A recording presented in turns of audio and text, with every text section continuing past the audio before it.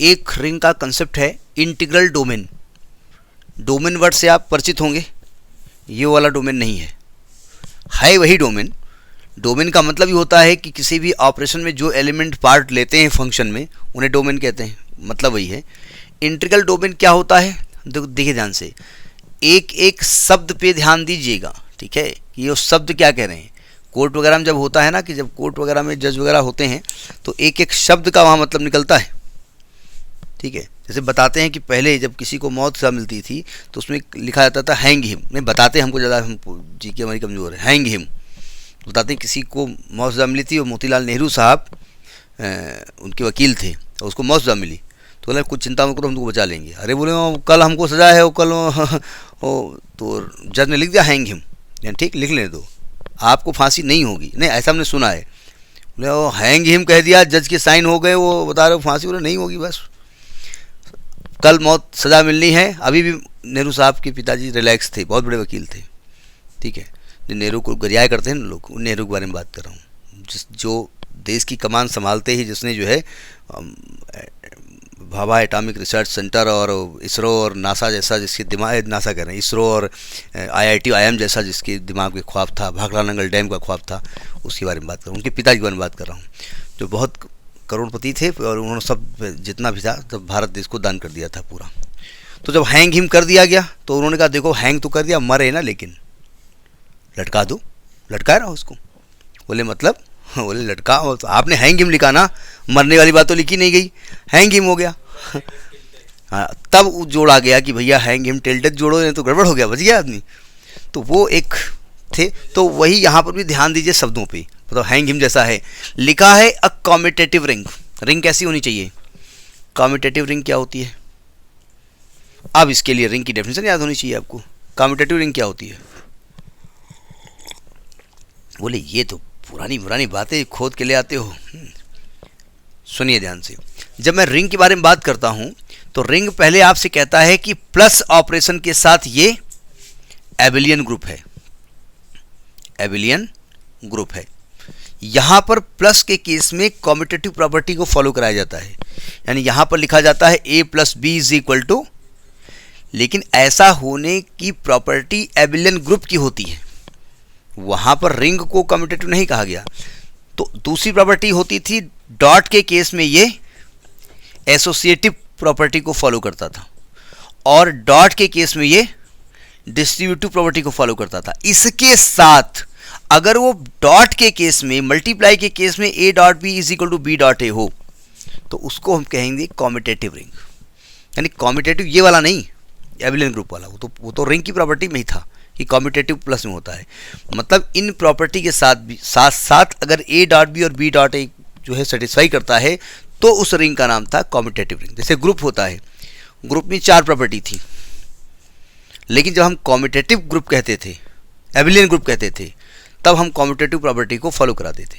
तो वैसे जब हम रिंग कहेंगे तो रिंग में R+ ऑलरेडी एबिलियन ग्रुप होता है, लेकिन अगर हम कम्यूटेटिव रिंग कहेंगे या एबिलियन रिंग कहेंगे, इसको एबिलियन ना कहो, कम्यूटेटिव रिंग कहेंगे, तब ये प्रॉपर्टी एक्स्ट्रा होने चाहिए विद यूनिट एलिमेंट। मतलब उसमें यूनिट एलिमेंट होना चाहिए, यानी 1 होना चाहिए। 1 को हम क्या कहेंगे, मल्टीप्लिकेशन के केस में आइडेंटिटी एलिमेंट होनी चाहिए without zero divisor. Without zero divisor and with zero divisor का मतलब क्या होता है, अब भूल गए, अभी बताया गया है। विद जीरो डिवाइजर क्या बताया गया है कि अगर a.b 0 है तो a 0 होगा या b 0 होगा, ऐसा बोला गया है। देखो ना डेफिनेशन अभी क्या बताया गया। विद जीरो डिवाइजर क्या बताया गया था, हम जानबूझ के बोल रहे हैं, यानी a.b 0 है लेकिन a और b इक्वल नहीं, लेकिन यहाँ विदाउट जीरो डिवाइजर होना चाहिए। मतलब अगर a.b 0 है तो a भी 0 होगा या b 0 होगा या बोथ 0 होगा, ठीक है। तो यानी कि तब उसको हम कहेंगे, तो उसको कहा जाता है इंटीग्रल डोमेन। मतलब एक रिंग जो कि एबिलियन ग्रुप था, एसोसिएटिव प्रॉपर्टी को फॉलो करता था,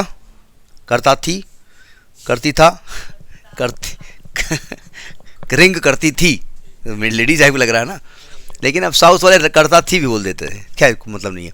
लेकिन जब उसमें नाम लगा दिया कम्यूटेटिव रिंग तो एक प्रॉपर्टी और बढ़ गई। यानी जब हमने इंटीग्रल डोमेन बढ़ा दिया तो कुछ प्रॉपर्टीज बढ़ गई। मतलब है रिंग ही है, लेकिन रिंग में कुछ प्रॉपर्टी बढ़ गई। कौन सी बढ़ गई? Integral domain. पहली बात तो ये इसमें a डॉट बी और b डॉट ए भी हो, मतलब कॉम्यूटेटिव प्रॉपर्टी को ये फॉलो भी करे इंटीग्रल डोमेन में। वो रिंग तो थी ही, मतलब प्लस के केस में एक एबिलियन ग्रुप था, वो डॉट के केस में एसोसिएटिव था, वो डिस्ट्रीब्यूटिव लॉ को फॉलो कर रहा था। उसके साथ साथ एक प्रॉपर्टी क्या होगी? a डॉट बी और b डॉट इक्वल हो। दूसरी बात, इसमें यूनिट एलिमेंट होना चाहिए, मतलब 1 होना चाहिए। 1 कैसा कि 1 डॉट a करें तब भी वैल्यू a आ जाए, या a डॉट 1 करें तब भी वैल्यू a आ जाए, यानी आइडेंटिटी एलिमेंट हो। और इसके साथ वो कह रहे हैं कि ये विदाउट जीरो डिवीजन होना चाहिए। मतलब अगर a डॉट b जीरो है तो इसका मतलब ये हुआ कि a जीरो हो या b जीरो हो या बोथ जीरो। तो अगर ये प्रॉपर्टी को है विदाउट लिखा है ना इसमें, विदाउट जीरो डिवीजन, तो इसको रिंग कहते हैं। ठीक है, सॉरी, इस रिंग का ही नाम इंटीग्रल डोमेन कहलाता है। यानी रिंग ने एक प्रॉपर्टी फॉलो की, कॉम्यूटेटिव रिंग ने और एक प्रॉपर्टी फॉलो की, तो उसको इंटीग्रल डोमेन कहा गया। ठीक है, जैसे एक एग्जांपल ले लेते हैं, नोट कर लिया। इंटीग्रल डोमेन का एक एग्जांपल ले लेते हैं, और ऐसा एग्जांपल दे करके आपसे पूछ सकते हैं कि प्रूफ करिए ये इंटीग्रल डोमेन होगा। देखो ध्यान से, हमने एक एग्जांपल लिया z plus dot B integral domain. Proof करिए इंटीग्रल डोमेन। मैं z लिख रहा हूं, इसको i प्लस डॉट भी लिखा जाता है, क्योंकि इंटीजर को हम किससे इंडिकेट करते हैं? i से या z से? z से क्यों इंडिकेट करते हैं हम बता चुके हैं कई बार। हाँ, भूल गए, मतलब यही तो दिक्कत है ना। नहीं, हमने बताया था ये लैंग्वेज होती है, तो आपने सोचा था हम बताया था, बताते रहो, बहुत बताते रहते हो। क्या क्या सुने, बड़े आए बताने वाले। जहलन वर्ड होता है जिसका मतलब इंटीजर होता है, इसलिए वहाँ से वर्ड लिया गया। खैर, उससे मतलब या नहीं है। देखो, इसका मतलब जो आपका z है वो एक्चुअली है क्या? 0 है, प्लस माइनस 1 है, प्लस माइनस 2 है, प्लस माइनस 3 है, अप टू सो ऑन है। अब देखो, अब ये इंटीग्रल डोमेन है, उसके लिए पहला पार्ट देते हैं। मतलब ये वाला आई नहीं है, ऐसे लिख दो, पहला पार्ट ऐसे लिख दो, पहला पार्ट देते हैं। z plus is abelian group, abelian group होगा। z प्लस यहाँ पर ये एबिलियन ग्रुप है। दिखाओ जरा एबिलियन ग्रुप है ये। एक मिनट, प्रॉपर्टी इसमें दी है क्या? दिखाइए, सब प्रॉपर्टी लिख डाली। हम बताने नहीं जा रहे हैं, बताएंगे, थोड़ी बहुत चीज़ें बताएंगे, थोड़ी बहुत चीज़ें नहीं बताएंगे। दिखाइए। तो पहली प्रॉपर्टी इसमें क्या बताएंगे आप कि a plus B belongs to r for all A B belongs to z, belongs to z। ये कौन सी प्रॉपर्टी है? Closure property. ये फॉलो करता है, तो कोई भी आप 2 नंबर ले लीजिए, फॉलो करेगा। दूसरी प्रॉपर्टी कौन सी होती है? एसोसिएटिविटी। एसोसिएटिविटी। केवल इतना लिखने से काम नहीं चलेगा कि आपने लिख दिया एबिलियन ग्रुप होता है तो हो जाता है। नहीं, बताओ कहाँ से होता है। क्या होता है कि मैं a प्लस बी करूँ, फिर प्लस सी करूँ, या a plus B plus C करूँ, रिजल्ट सेम होगा for all A B C. किसको बिलोंग कर रहे हैं? आई को कर रहे हैं या जेड को कर रहे हैं? जेड मान रहे हैं तो जेड को कर रहे हैं, आप आई मान रहे हैं तो आई को कर रहे हैं। तीसरी property, existence of identity. Existence of identity. अच्छा सुनिए ध्यान से, जब मैं इंटीजर ले रहा हूं तो ये प्लस जो ऑपरेशन है ना, ये मैथमेटिकल वाला सिंपल प्लस ऑपरेशन है। ये इंटीजर तो ये प्लस, हमने कहा था ना कि रिंग में प्लस का मतलब केवल प्लस नहीं होता है, लेकिन यहाँ चूंकि आप जो सेट ले रहे हैं इंटीजर का ले रहे हैं तो सिंपल प्लस है। आइडेंटिटी एलिमेंट क्या होता है यहाँ पर? 0 आइडेंटिटी एलिमेंट है, तो 0 प्लस, अरे कहाँ हो, एडिशन है ना, is equal to A is equal to 0, A plus 0। और चौथी प्रॉपर्टी है existence of inverse. Existence of inverse क्या होता है? हर एक एलिमेंट का एक इनवर्स बिलोंग करता है, और इक्वल टू करने पर आपको आइडेंटिटी एलिमेंट देता है। और पांचवी प्रॉपर्टी होता है क्या लिखते हैं, कॉम्यूटेटिव लॉ, कॉम्यूटेटिव लॉ, यानी कि a plus B is equal to b plus A होगा for all A B belongs to z. So z plus is abelian group, abelian group. ये एक तरीके से आपका एक और क्वेश्चन भी प्रूफ हो गया कि अगर आपसे एबिलियन ग्रुप प्रूफ करने के लिए दिया जाए ग्रुप थ्योरी में, तो ये वहाँ से भी प्रूफ कर सकते हैं. ठीक है, इसके बाद क्या प्रूफ करेंगे आप कि डॉट के साथ ये नोट रब कर दें, डॉट के साथ ये एसोसिएटिव लॉ को फॉलो करता है. यानी दूसरी प्रॉपर्टी इसकी होगी कि A dot B dot C करें या A dot B dot C करें, वैल्यू सेम होती है for all A B C belongs to Z. तीसरी प्रॉपर्टी क्या है कि ये डिस्ट्रीब्यूटिव लॉ को फॉलो करता है, डिस्ट्रीब्यूटिव लॉ को फॉलो करता है. मतलब अगर A dot B plus C कर दें तो इसको A dot B plus A dot C लिखा जा सकता है. अगर इतना हम कर दें तो क्या ये इंटीग्रल डोमेन हो जाएगा? नहीं, नहीं होगा. इतना अगर कर दें तो रिंग हो जाएगा. ये रिंग की प्रॉपर्टी है. ठीक है, तो इसके साथ एक और प्रॉपर्टी करनी पड़ेगी, कॉम्यूटेटिव प्रॉपर्टी. कॉम्यूटेटिव प्रॉपर्टी, जब कॉम्यूटेटिव प्रॉपर्टी ऑफ रिंग कहते हैं तो हम ए डॉट बी बराबर बी डॉट ए के बारे में बात कर रहे हैं. तो आप जानते हैं आप ए डॉट बी कर दें, वेक्टर नहीं है, या बी डॉट ए कर दें for all A B belongs to Z, ये प्रॉपर्टी को फॉलो करता है. और क्या बताया गया? पांचवी क्या है? Existence of unity, existence of unity. तो आप देख रहे हैं कि 1 जेड को बिलोंग करता है, और आप कोई भी नंबर a के साथ 1 को या 1 के साथ a को ऑपरेट करें तो वैल्यू चेंज नहीं होती है. यानी 1 यहाँ पर आइडेंटिटी एलिमेंट है. इतना ही काम चलेगा, हो गया, और कुछ नहीं बचा. एक और बचा है.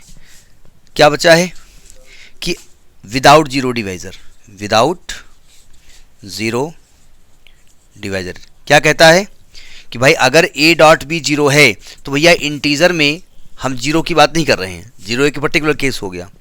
अगर इंटीजर में a डॉट बी जीरो है तो इसका मतलब यह a जीरो हो या b जीरो हो या a and b both zero हो, बोथ जीरो हो, तभी ये a डॉट बी जीरो हो सकता है. ये वो तो है नहीं आपका मैट्रिक्स है कि मैट्रिक्स में आप एग्जाम्पल कर दो या एडिशन मॉडुलो या मल्टीप्लिकेशन मॉडुलो लिखा हो, ऐसा कुछ लिखा नहीं है. ये सिंपल आपको इसकी प्रॉपर्टी इस्तेमाल करनी पड़ेगी. ठीक है, सो ये प्रॉपर्टी हो गई. सो z plus dot is integral domain, इसलिए ये इंटीग्रल डोमेन कहलाता है. समझ में बात नहीं आई? तो ये इंटीग्रल डोमेन की डेफिनेशन होती है. कैसी लगी है? याद रहना चाहिए. इंटीग्रल डोमेन अलग की बात है. इंटीग्रल डोमेन को कहीं कहीं पर d प्लस डॉट लिख दिया जाता है. जो डोमेन है ना, तो कहीं कहीं पर d प्लस डॉट लिखा होगा, तो चाहे d प्लस डॉट हो चाहे जो भी लिखा हो, प्रॉपर्टी आपको फॉलो करानी पड़ेगी. क्या कोई दिक्कत? ठीक है, नोट करिए इसको. देखिए, एक टॉपिक आता है फील्ड इन एब्स्ट्रैक्ट अलजेब्रा या मॉडर्न अलजेब्रा. फील्ड इन एब्स्ट्रैक्ट क्यों लिखा गया? क्योंकि फील्ड वर्ड कई जगह यूज़ होता है. फील्ड वर्ड कई जगह मैथमेटिक्स में यूज़ होता है. मॉडर्न अलजेब्रा जो पढ़ रहे हैं इसमें फील्ड का मतलब क्या होता है? डेफिनेशन जो आपके सामने जो लिखी हुई है ये कहीं से पहचाने में लग रही है. जो इसके पहले इंटीग्रल डोमेन की डेफिनेशन थी वही लिखी हुई है.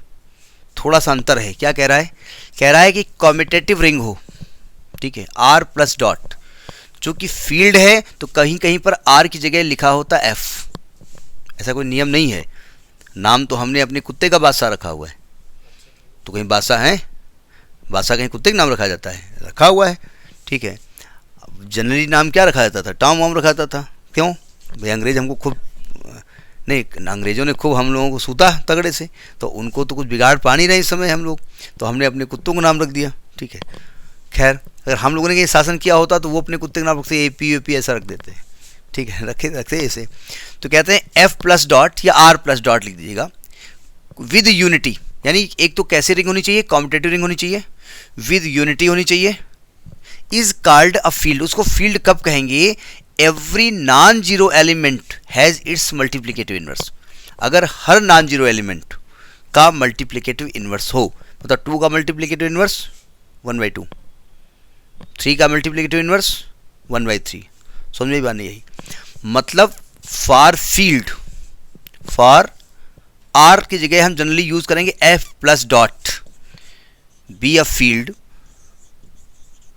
तो पहली चीज क्या होनी चाहिए कि F plus is abelian group, abelian group. अब हम इसको पूरे स्टेप लिख नहीं रहे हैं, क्योंकि अगर कहीं प्रूव भी करना होगा तो प्रूव कर लेंगे, अगर ये प्रूव भी करना हो तो हम प्रूव कर लेंगे। ठीक है, ये एबिलियन ग्रुप है, मतलब यहाँ पर 5 प्रॉपर्टी आ गई। दूसरी बात कि A dot B dot C is equal to A dot B dot C होना चाहिए।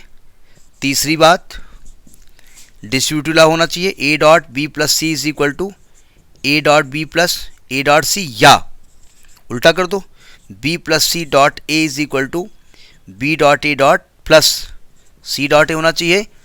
और चौथी बात 1 बिलोंग्स टू एफ होना चाहिए, such that 1 into A is equal to A into 1 is equal to A for all A belongs to F. इसके साथ साथ जरा समझने की कोशिश करिएगा, F0 डॉट, एक ये यहां से लिखना चाहिए, गलत लिख गए हम, ये यहां लिखना चाहिए था। F0 डॉट ऐसे इंडिकेट किया जाता है, मतलब यहां पर जो सेट हम लेंगे वो विदाउट जीरो लेंगे, नॉन जीरो एलिमेंट, यानी ये जो सेट होगा, जो F0 होगा, ये set of without zero element, without zero element. तो डॉट के केस में इन प्रॉपर्टीज को फॉलो करें। ठीक है, and every non zero, every A belongs to F implies A inverse also belongs to F. हमने जानबूझ करके ए 1/a नहीं लिखा, हमने बताया था इस डॉट का मतलब मल्टीप्लाई नहीं होता है, यूजुअल नहीं होता है। तो इस इनवर्स का मतलब जो ए डॉट है उसके हिसाब से जो इनवर्स हो, मतलब इसको ऑपरेट करने पर क्या मिले, यानी अगर ए और ए इनवर्स को ऑपरेट करने क्या मिले, तो आइडेंटिटी एलिमेंट मिले, मतलब यहाँ पर 1 मिले यहाँ के हिसाब से। ठीक है, तो यानी कि आपकी अगर इंटीग्रल डोमेन की डेफिनेशन से इसको कंपेयर करें तो क्या अंतर दिखा, केवल एक अंतर दिखा, इंटीग्रल डोमेन में भी कम्यूटेटिव रिंग था। एक मिनट, कम्यूटेटिव का यूज ही नहीं किया, और एक प्रॉपर्टी होगी ना ए डॉट बी बराबर B dot A. Integral domain में इतना तो था ही पूरा पूरा, उसके साथ साथ क्या था, विदाउट जीरो डिवाइजर था, मतलब दोनों दो नंबर का मल्टीप्लाई जीरो था, लेकिन ये दोनों नंबर अलग अलग जीरो थे, यही था ना, या दोनों जीरो थे। यहाँ पर वो चीज़ नहीं है, बस एक चीज़ बढ़ गई है कि every non zero element has S multiplicative inverse. Her non zero element के पास में मल्टीप्लिकेटिव इनवर्स होना चाहिए। तो अगर कोई न्यूमेरिकल आएगा आपका, तो जैसे इंटीग्रल डोमेन में हमने भी एग्जाम्पल बताया था, उसी आधार पर इस पूरे को प्रूव कर देंगे। ठीक है, नया वर्ड है बस, और कोई मतलब नहीं है। फील्ड, अब चूंकि ये मॉडर्न एल्जेब्रा में यूज़ हो रहा है, इसलिए लिख दिया क्या, फील्ड इन एब्स्ट्रैक्ट एल्जेब्रा। इसको एब्स्ट्रैक्ट एल्जेब्रा भी कहते हैं, या इसको मॉडर्न एल्जेब्रा भी कहते हैं। एल्जेब्रा बाहर कर दो, ठीक है। तो ये एक नया वर्ड है, नोट करिए इसको।